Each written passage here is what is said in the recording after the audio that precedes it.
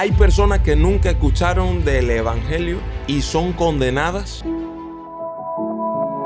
Creo que lo primero que tenemos que entender es que las personas no se condenan por rechazar a Cristo, sino por rechazar al Padre. Para eso tenemos que ir a Romanos 1:18 para poder entender el contexto, porque la ira de Dios se revela desde el cielo contra toda impiedad e injusticia de los hombres que detienen con injusticia la verdad. Porque lo que de Dios se conoce les es manifiesto, pues Dios se lo manifestó. Y dice, porque las cosas invisibles de Él, su eterno poder, deidad, se hacen claramente visibles desde la creación del mundo, siendo entendidas por medio de las cosas hechas, de modo que no tienen excusa, O sea, de modo que todos conocen a Dios, independientemente quieran aceptarlo o no quieran aceptarlo. Decidan mirar hacia un lado, decidan mirar hacia otro, decidan ignorarlo. Ya usted conoce que mediante la creación tuvo que haber un creador. Por tanto, rechazan la verdad de Dios y esto es lo que los va a condenar. ¿Por qué? Porque Cristo dice,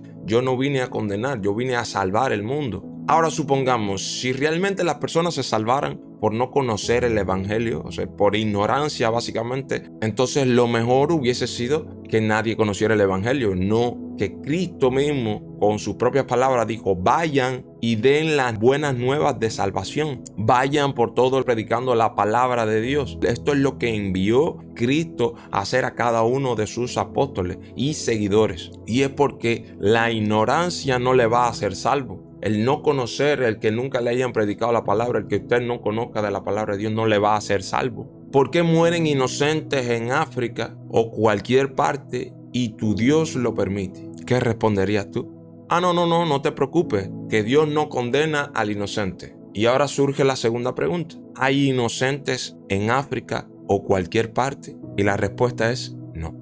Todos somos parte de un mundo caído, de una naturaleza caída, donde nuestros hijos nacen con el pecado en la sangre por herencia. Nosotros nacimos, todos los que nacieron con pecado. El único que caminó sobre esta tierra y tenía un cuerpo de pecado, sin embargo en él no había pecado, me refiero a su espíritu, era limpio. El único fue Jesucristo. Ahora si vamos a Romanos 2:14, leemos, porque cuando los gentiles que no tienen ley hacen por naturaleza lo que es de la ley, estos, aunque no tengan ley, son ley para sí mismos. Os explico, los gentiles son el pueblo que no está pactado con Dios, que no fue pactado con Dios. El pueblo de Israel es el pueblo original de Dios. Ahora, los gentiles somos todas esas personas que no son originalmente del pueblo de Israel, sino que a través del segundo pacto, a través de que Cristo murió en la cruz y dio potestad para los que creyesen en él ser llamados hijos de Dios, entonces ahí fuimos adoptados como hijos de Dios. Originalmente nosotros no veníamos dentro del pacto, y cuando se refiere a los gentiles se refiere a nosotros que estamos fuera del pacto original y primero. Ahora, dice, cuando los gentiles que no tienen ley, cuando se refiere a la ley, se refiere a los mandamientos. Los mandamientos son los que definen la ley, y Cristo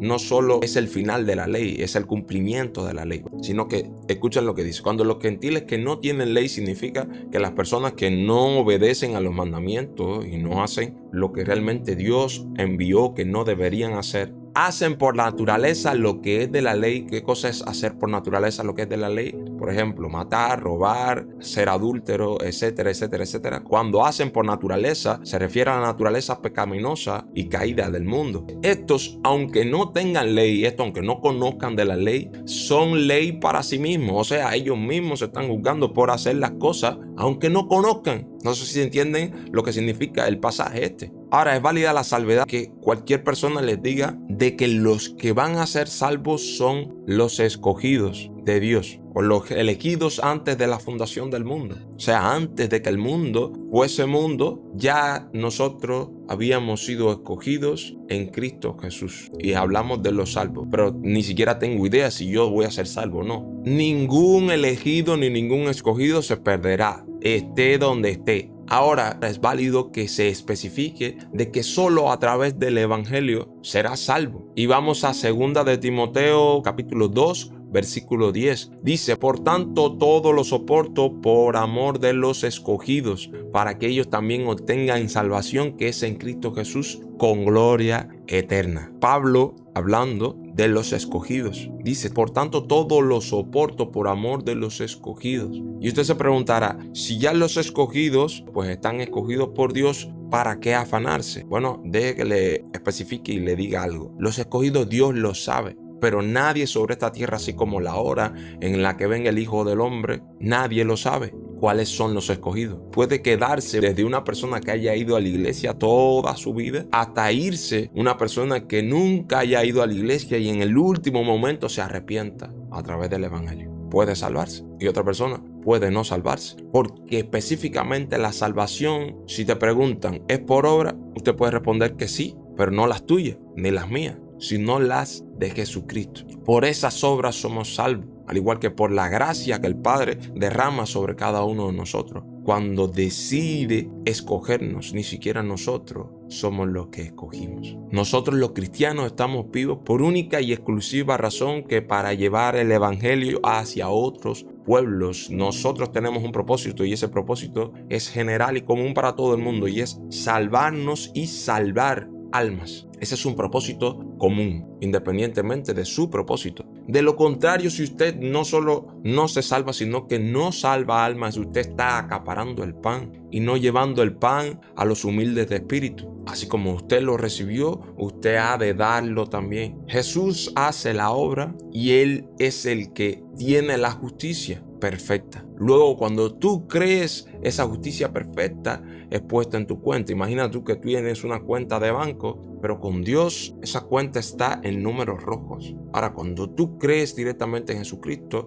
es puesta en tu cuenta esa justicia como si fuese un crédito infinito de esa justicia para ti. Y por eso es por la única razón de que nosotros podemos orar directamente al Padre e ir a su presencia. Cada vez que oramos y vamos directamente al Padre es a través de la justicia de Cristo. Porque antes eso no podía existir, no se había rasgado ese velo. Porque nosotros con nuestra naturaleza inmunda y pecaminosa no podemos pararnos en un lugar santo ni frente al santo. Solo a través de la fe y a través de la justicia por la cual Cristo murió y se nos fue imputada a nosotros al creer en Cristo. Ahora es importante también entender de que al que Dios justifica, también lo santifica. O sea, si a usted Dios no lo ha empezado a santificar, no le ha empezado a quitar ese yugo del pecado del que usted era preso, significa que aún Dios no lo ha justificado. Y es importante lograr esa justificación a través del arrepentimiento. Necesitamos arrepentirnos no solo de lo que somos, sino de lo que hemos hecho. Y solo cuando nos arrepentimos de todas las cosas que hemos hecho y de todo lo que somos, entonces Dios tiene acceso para justificarnos. Dios tiene acceso para santificarnos, hacernos libres del yugo del pecado en nosotros. Y por último, si vamos a 1 Corintios capítulo 6 versículo 11, dice, y esto erais algunos, mas ya habéis sido lavados, ya habéis sido santificados, ya habéis sido justificados en el nombre del Señor Jesús y por el Espíritu de nuestro Dios. A medida de que Dios presenta ese proceso de justificación y de santificación, poco a poco vamos luego en un proceso en el cual nos vamos limpiando de cada uno de nuestros pecados. Hay algunos más profundos, hay algunos más superficiales, pero hasta ser limpios completamente siendo a la imagen de nuestro Señor Jesucristo. Eso era todo. Que Dios le bendiga.